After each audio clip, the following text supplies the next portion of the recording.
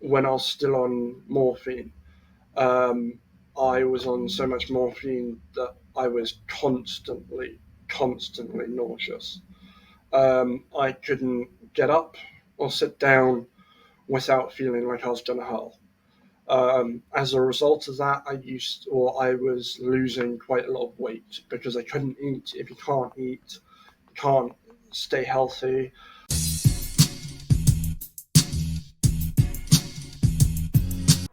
Hi, everyone, and welcome back to Harmonia Podcast. We are joined here today by the lovely Kyle Brown. Hi, Kyle. Hi, Berta. How are you? I'm all right, thank you. Kyle, thank you so much for coming on here today. Kyle is actually joining us as a patient to share his experience. So, without further ado, I am going to officially hand over to Kyle so that he can do a little bit of a proper introduction. Hey, Kyle. Hello, everyone. So, I'm Kyle. I'm 27. I have ADHD, autism, deaf, and craniometaphyseal dysplasia. It is a bit of a mouthful, I know.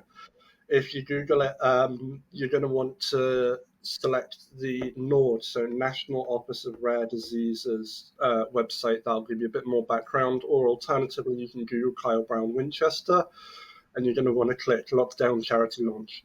That's me. Um, so yeah, I've had more neurosurgeries than I can count. I stopped counting after my 11th, because like at that point, like you've been through them. It's a hassle, but you got to get over it. And yeah, so my most recent neurosurgeries were a triple neurosurgery in October and November 2023. That was at Wessex Neurological Centre in Southampton. My personal neurosurgeon, not to brag, my personal neurosurgeon is the head of Wessex Neurological Centre, Dr. Abir Chakraborty. Man saved my life, my mum's life, my sister's life. When I when I eventually do make it, he's getting a Tesla, Ferrari, house, everything you like. Um, so I first tried cannabis when I was 17. I've been on more opioids than I can count. No, I can't count. Nine, ranging from codeine, morphine, tramadol, fentanyl, carfentanil, um, hydrocodone, OxyContin, and oh, I give up on the rest. And so I first tried cannabis when I was 17. At that point, I had been on morphine, codeine, tramadol, and hydrocodone.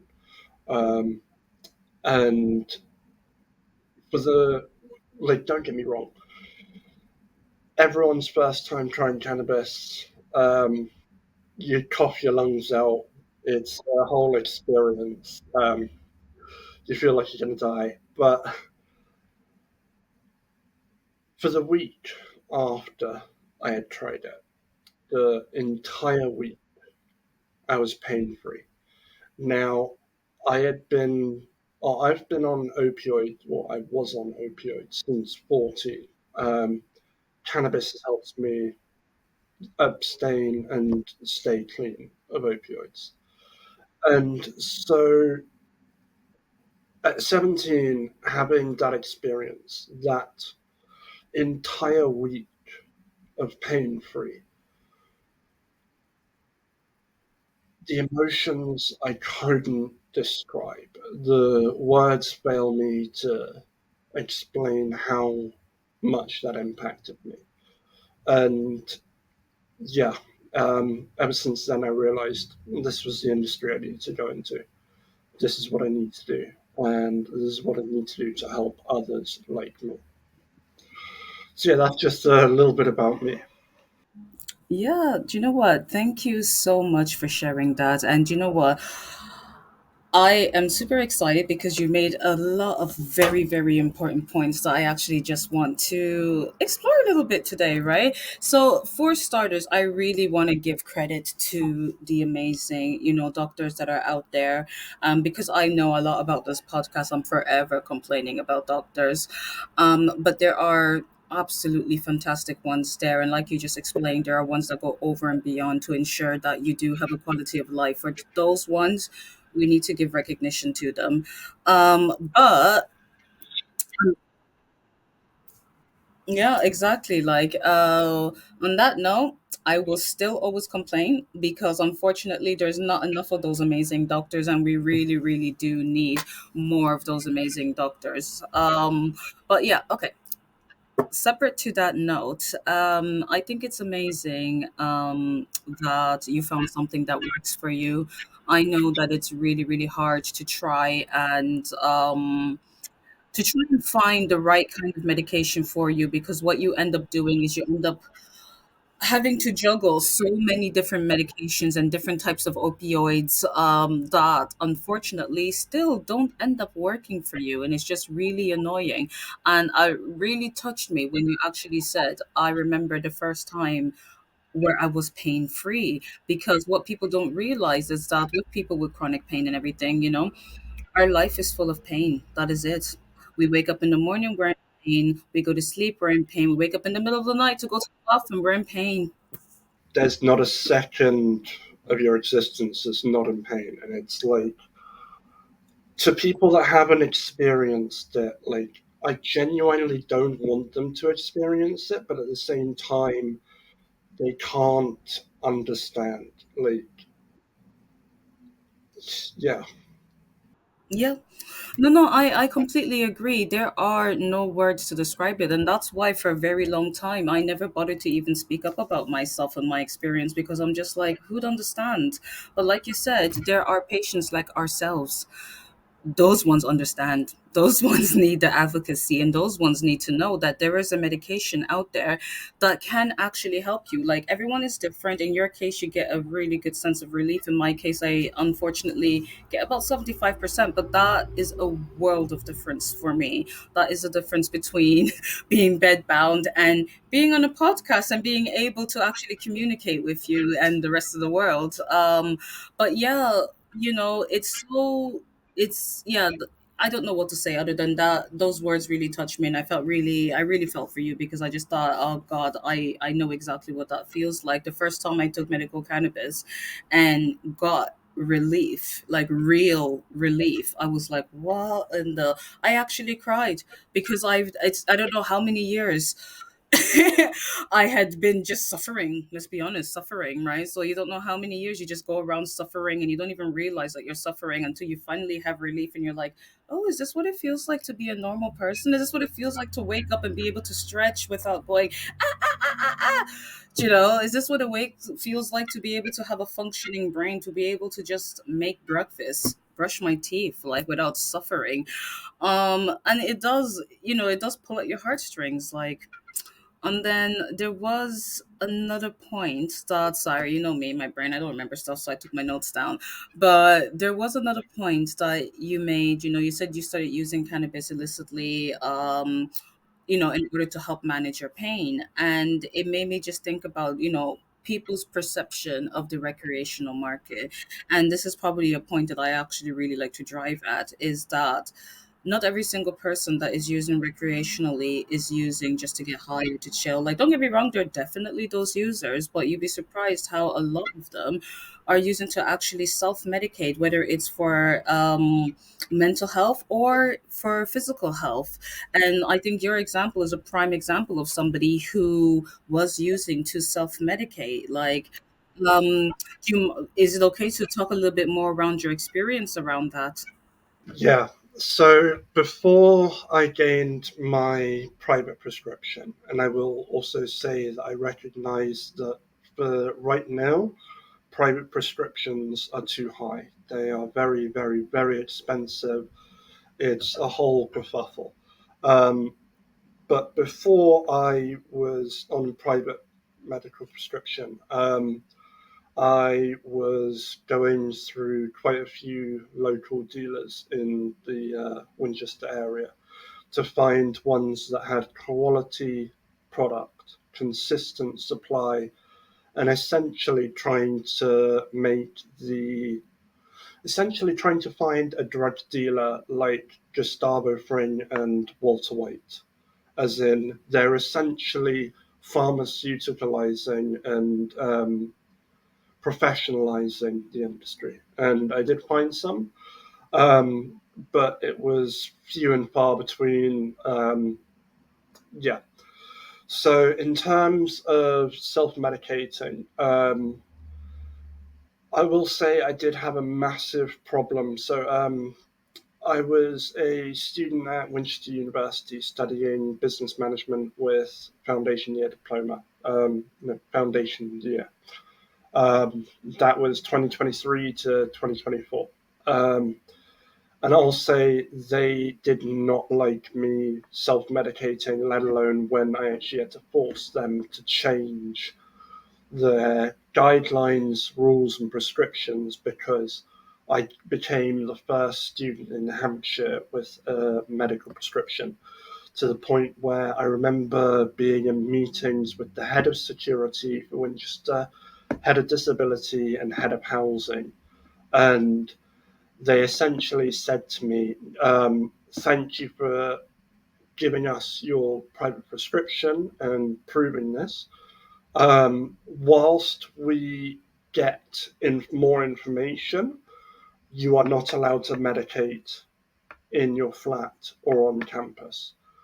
And so essentially, what they were saying to me was just to get out of bed, I would normally vape. I'd use a Mighty Medic 2, which is one of 4 or 5 recognized devices by the, is it MHRA or, yeah, MHRA, um, to consume flower legally. Because if you smoke it, that's illegal. So essentially, what Winchester University said to me was, yes, I might have done everything right. I've given them my prescription. I have the medical history. I mean, for Christ's sakes, they I had to get an ambulance from West Downs to Wessex Neurological Centre after my first neurosurgery, and then I was leaking CSF. So it's not like I didn't have the medical history behind me. It's just the regulations and process. They viewed me as a stoner, essentially. They viewed me as a dirty hippie from the 70s, smoking to get high and get by. Whereas I was actually using it to avoid using opioids. And they confiscated 4.5 grams of cannabis because I'd smoked, well, no, I had vaped zero point 0.5. Yeah, vaped zero point 0.5 the day before. And so after they confiscated that, I then had to have a friend bring me a emergency supply of painkilling cannabis. And then security came and busted us then as well. And I've got a photo that I'm happy to share of me at on Winchester campus grounds because I had just made it down the hill. That was about as far as I could walk until I got more painkillers, essentially. And security came and they were like, "Nah." Um, and yeah, so what I'm trying to say is, it's very, very hard as patients to actually be taken seriously, let alone to get the help that we really need. And I'd say out of everything, that's been the biggest challenge. Yeah, so thank you so much for sharing that. Obviously, I'm here taking my notes and I have my usual comments to add. But yeah, just on that note, yeah, I mean, there's two things that I definitely just want to flag. The very first thing is that, yes, it is in the UK, it is illegal to smoke cannabis. In the UK, you can only use a vaporizer device, and smoking cannabis is considered misuse. And so, therefore, anybody who is misusing their prescription in that way will be subject to the same penalties as somebody who is buying their medication recreationally. For some people, you can even be looking at a 5 to 7 year prison sentence. It's very serious, people. Let's take this seriously. So that's the very first point I just really want to put. I think I've said it before, but you can never not say it enough. You know, at the end of the day, in the UK, cannabis is a class B drug. Is it B? Yeah, because it keeps changing. Yeah, it's B again. Is a class B drug. Yeah. And I think the second point that I wanted to make is, oh my God, why is cannabis so expensive? The NHS really need to adopt this. Like, a lot of people can't even afford a prescription right now. Even people who are considering it and would actually, I think, heavily benefit from this medication, don't even bother when they start looking at the prices of the medication, which is just really, really tragic. It's bad enough that somebody is going through this horrible experience in life, but they can't even medicate properly for it because they can't afford it. Come on, government. We need to do something about this. Like, honestly, I can't afford mines either. Like, I was like, I don't want to be paying for them. Come on. But the more serious point, though, that I actually wanted to make is that, again, thank you actually for sharing that. You know, I think that that was a really hard experience. I would be very, very upset if I was put in that situation because like you, I also, you know, people do stigmatize you a lot. Like, you will show them the evidence of your prescription, you show them your medication, you're even, I could even show you treatment notes of how I take my medication in line with my prescription, I don't abuse it. No, all that stuff does not matter, because all they hear is cannabis, and immediately it's just, it goes down. Yeah, yeah, yeah. Yeah, yep, they just think you're a stoner, which is really sad because nobody thinks about that on a tramadol prescription. And let's not forget that tramadol is a controlled drug, just like cannabis, right? And also, it's a psychoactive drug that GPs prescribe like they're prescribing candy. But you know, a cannabis prescription for some bizarre reason is the only one that is viewed that way. Like, it's like, when you think about it, it's the only medication that requires advocacy. Why? Why? Because I don't see people with pitchforks outside going, I need an opiate prescription. I don't, like, they're handing them out like, Yeah, like where's the Purdue family supporters? Oh, I need my hydrocodone or OxyContin. Yeah, you don't see any of that. No. no, not at all. But somehow here you have it. And I understand because of the relationship between cannabis based medical products and recreational cannabis use, you know. And I know that within the industry themselves, they really do want to separate that sort of image. And it's like, yeah, that's important to do. But it's also important to recognize it's a psychoactive substance that can be misused, you know, because this is how you safeguard patients. That's just me going on a long one. But the main thing that I'm trying to, I suppose, get to here is I'm glad that the university eventually changed their policies, which they should have done. You, what? I thought you said they changed the policies. They were in the process of doing so. When I left Winchester, I haven't heard any updates. So, as part of our work together under SVIDA, I'm writing the national guidance for universities on how to handle students with a medical cannabis prescription. So that includes the security protocols that students have to take. So for me, I had to store my medication in a lockbox that only I had the key to, because student dorms, they can be accessed by housing, maintenance, security, and others. And so you need to make sure that you're taking appropriate precautions on your side.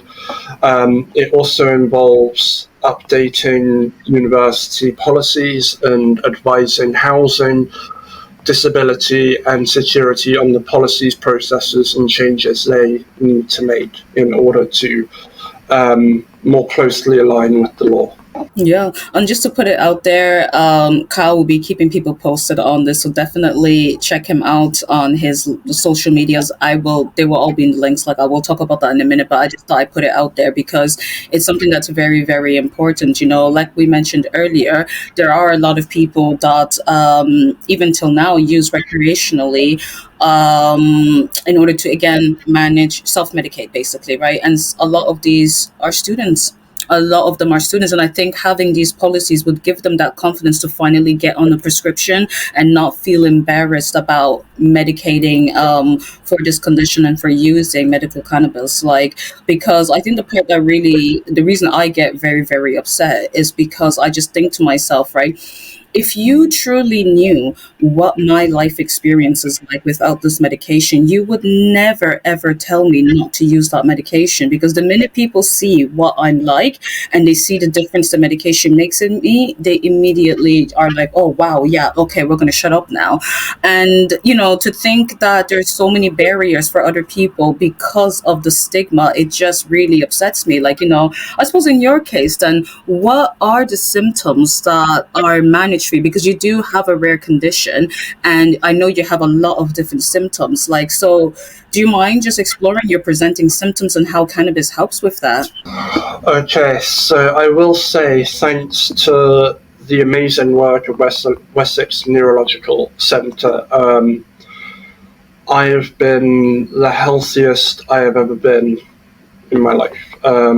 Since before 14, when I had my first neurosurgery, after the triple neurosurgery last year, and then recovery this year, um, I'm not dealing with as many symptoms as I used to.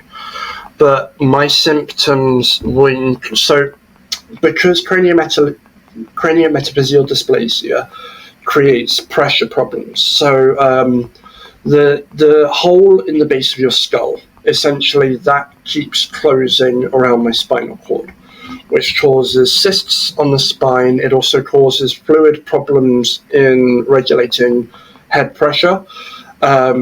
And essentially, I had back pain, head pain, nerve pain. And what cannabis allowed me to do was to just distract myself from the pain. Because, as I'm sure you're aware, when you're in that much pain, anything that allows you to just disassociate for a little bit and focus on something else, that's a lifesaver. So, an example of that is when I was still on morphine. Um, I was on so much morphine that I was constantly nauseous. I couldn't get up or sit down without feeling like I was going to hurl. As a result of that, I was losing quite a lot of weight because I couldn't eat. If you can't eat, you can't stay healthy. I wasn't drinking enough fluid because anytime I drank fluid, it would just fuck with everything in my stomach. Sorry. Um, so yeah, the symptoms were head pressure, back pain, nerve pain. And the way cannabis really helped was it distracted me. And not just distracted, the times when I was able to get a high CBD strain, there was actual bodily peace, I'll say. Harmony. Well, not harmony, but more, I didn't want to kill myself just because I was in so much pain. And that sort of relief is incomprehensible. Incomprehensible. Thank you so much for sharing that. Like, you touched on a lot of very, very important, as always, on a lot of very important things. Like, you know, I mean, I suppose the first thing that I suppose I want to like touch on is the morphine, like, or just opioids in general, because those symptoms are present with any really opioid prescription. And I'm very familiar with every single thing that you have said. I get it. Like, I think in our case as well, because we did need copious amounts more than what the legal sort of prescription requirement was for, I was consistently overdosing on opioids. And that also resulted in stomach ulcers, which then nausea, weight loss, you name it, not like all of it. I completely understand you. And I think, again, the reason why I am sort of flagging this is that nobody has an issue when you tell them that you are overdosing on opioids, when you tell them that you are throwing up because of opioids, when you tell them that, oh, my stomach hurts because of opioids, they just give you a omeprazole. Why then is it an issue to, yeah, Yes, omeprazole and also cyclazine. That was the other one. And it's like, what? I'm supposed to take more drugs to fix the problem drugs are causing? Whereas I could just take a plant that grows in the ground, does not need to be processed at all. Like, yeah, what's going on here? yeah, thank you. And that's literally the point I was driving to. Like, it just makes absolutely no sense to me. Sometimes I just go around thinking, you know what, I'm too neurodivergent for this world because I just don't understand half the decisions and stuff that are going on. And I really have to put it down to my neuro because I don't know, everybody else is like, yeah, yeah, this is cool. And I'm there like, wait, no, no, it's not. Am I like, and you feel like you're the only person who's seeing. Am I crazy? Yeah. I swear to God, like, and you said something important as well. Like, you know, when you manage to get something with a high concentration of CBD, you do tend to find a lot more relief. And I think this is the thing. Again, I like to always say to people is that a lot of the times when people think of a cannabis-based prescription, they're just thinking of THC. And although THC is really good for pain management, it doesn't necessarily do as much as CBD does. Like something like, so in my case, I've got arthritis, inflammation. Oh my God, CBD is amazing for inflammation. And from what you were describing, you get a lot of inflammation as well as pain. And I know, just from, I suppose, healthcare professionalism, when people are being prescribed anti-inflammatories, like they're actually being prescribed as a pain management tool. A lot of people don't really realize that, and the reason being is that a lot of the time just the pain that you're experiencing is from the inflammation. So if you reduce the inflammation, it also reduces the level of pain that you have. So sometimes you don't actually need copious amounts of pain management. You actually need something that's anti-inflammatory, and you'll be surprised at the amount of benefits that you can get from an anti-inflammatory. And I'm talking about now. Let's go back to CBD as well. It applies to both, basically. Does that make sense? Because I feel like I just rambled there out of excitement. No, no, that makes perfect sense. So, a personal example of that is, so my mum takes CBD gummies. She doesn't yet have a private prescription. Honestly, I don't think she needs, her condition being so similar to mine, us going through the same thing. I personally don't think she needs to be on too high a THC strain. It's the CBD that's helped her. And so she can go through a jar of CBD gummies. I can't remember the company, but they're all the same. Um, and she goes through about a jar of those every 2 weeks. And because of that, she's able to eat more, sleep better. She's not on opioids as much. I mean, she still is on opioids because there was a whole neurological complication she went through. So essentially, whilst I've had more neurosurgeries than her situation is worse than mine, which,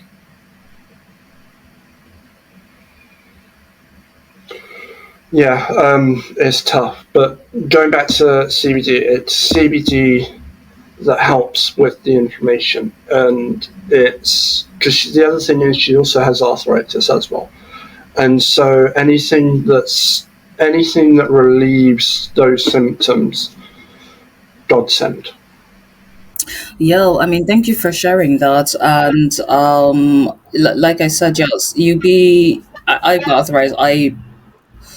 How do I explain this? I think I benefit a hell of a lot more from CBD than I do from THC. I tend to find if I'm in a lot of pain, then CBD is not doing anything. Let's forget about it. Yeah. So it's just about understanding body and what your body needs. Yeah, THC is a distraction for. Oh no, I was just saying that it's just about understanding what your body needs at the time, like and I know that these are discussions that you have with your consultants, by the way, and they will know which is the best medication for you, what time of day to take it, all these things. Don't worry about it. They will discuss it with you.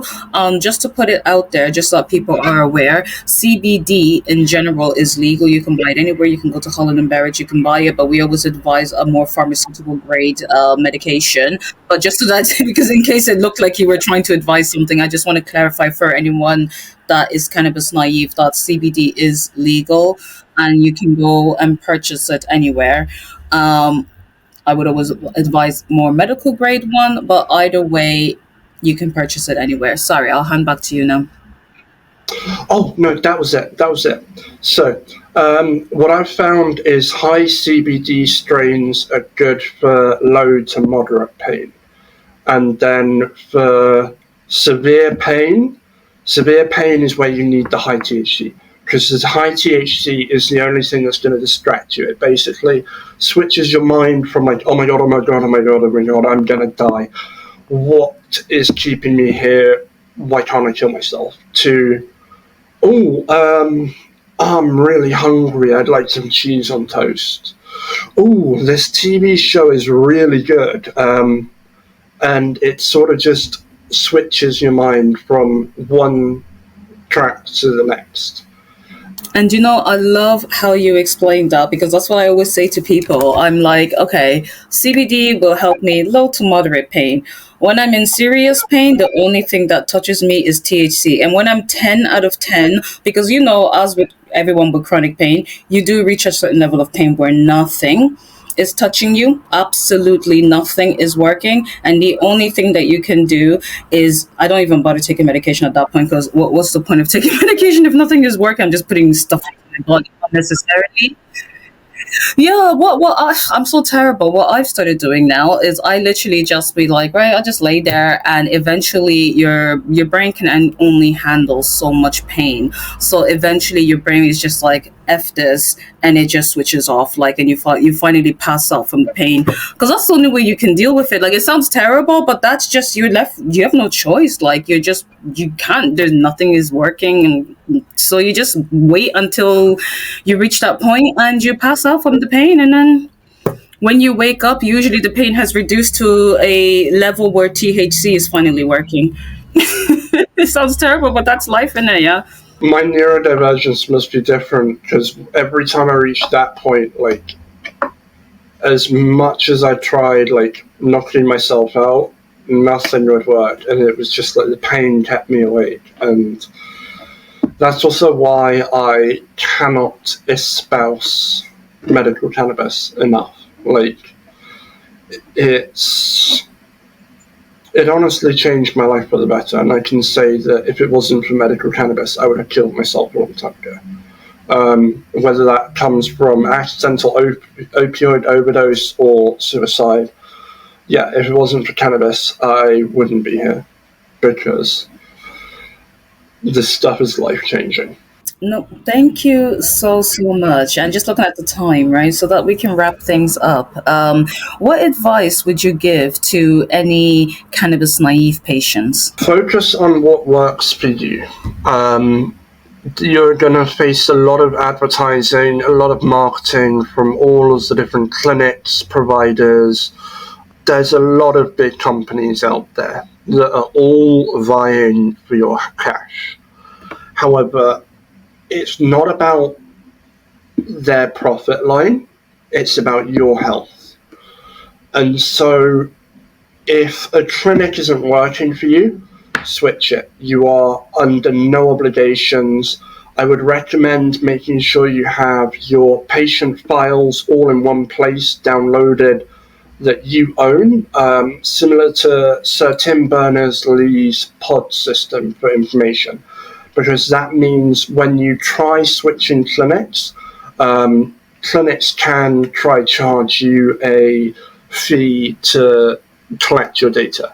So you're going to want to have your data essentially all stored in one place that you are in control of, so you can switch and bunny hop until you find the best provider and service for you. And do not offer any of these brands loyalty, because they will monetize your pain for their gain. And so you need to essentially look out for you and you alone. And I would also recommend, I'd essentially recommend shopping around. It's like looking for a house. You don't go for the first one, you go for the one that's right for you. And that's the beginning of my advice for cannabis naive patients. Thank you so much for that. That is actually brilliant advice. And I just want to touch on one thing that you mentioned there because my heart nearly skipped a beat, right? I really hope clinics aren't charging for your data. So just to put this information out there to people, to any existing patients, right? Clinics cannot charge you for your data. The only thing that a clinic can charge you for is if you're asking them for a letter that you require, not a letter of confirmation of treatment, but just a letter that you require a consultant to write for, like court or something, or work or something like that. Yeah. Those are the only things they can charge you for. You have the legal right to make a subject access request so that you can get your information. And generally, if you were with a previous clinic, you just need your discharge summary in order to register with another clinic. So don't let anybody make you pay for stuff that you should not be paying for. So just to put it out there, because I really hope that's not happening.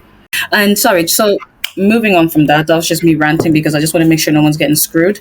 But moving on from that, the next question and final question, because we've gone over time, way over time. But the final question is just, what advice would you give to the industry moving forward? How much can I say? Because I've got a lot of thoughts on this. You got 1 minute, man. You got 1 minute. Okay, so Marika and Sean at the CTA, their work is phenomenal. The CTA needs full support. The CIC needs to sort out their act together on the all-party parliamentary groups because Parliament's been in session since July or June and nothing has happened. On top of that, the data, market research data, Prohibition Partners, we need better than them. Prohibition Partners data is terrible. The industry knows it, the market knows it. There's a reason we're slowing down.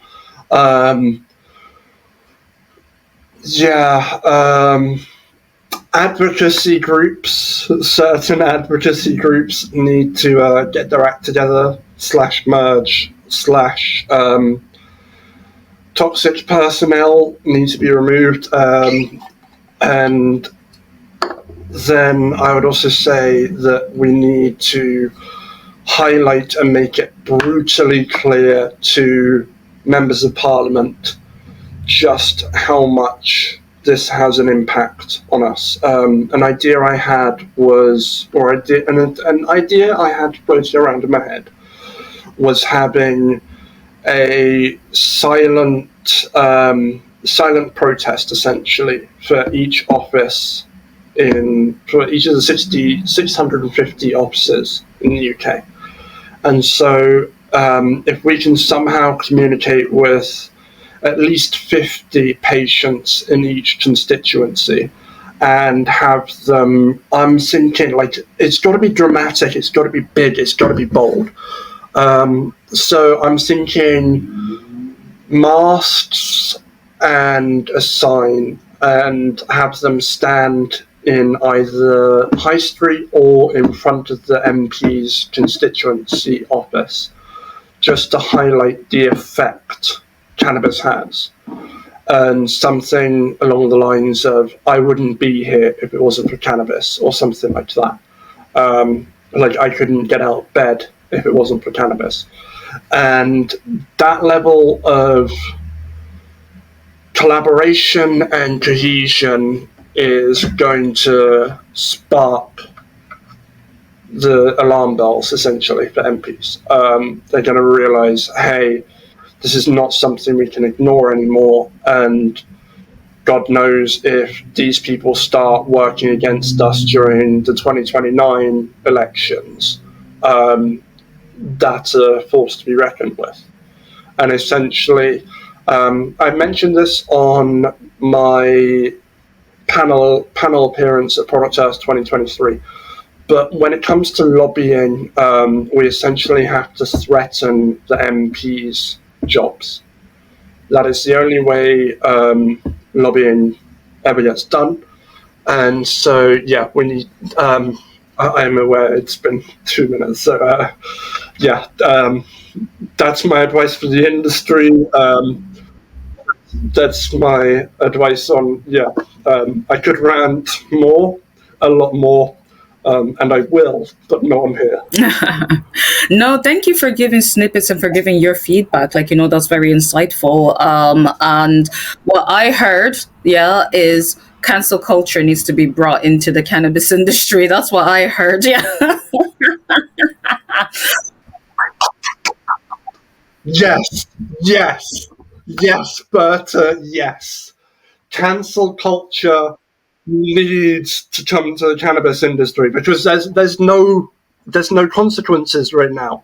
Like you've got people doing things left, right, and center, and nothing's happening. And yeah, no, cancel culture needs to come to the cannabis industry. Oh God, what did I start? What did I start? Okay, well, anywho, this is a very good point to end it on. Kyle, thank you so much for coming on here today and for talking about your patient experience and all of your insight within the industry. Like, thank you for having me. I was so nervous to begin with. Yeah, keep up the good work you're doing. You're doing absolutely beautiful stuff. I look forward to working with you in the future. And yeah, anything you need, let me know. Kyle, thank you so much. And we really, really, like, honestly, I do appreciate all of the support that you offer us and the industry. And for anybody who is interested in following Kyle and the ongoing work that he does, all of the links will be in the description section of the video. And we look forward to seeing everybody next week. Bye. Bye.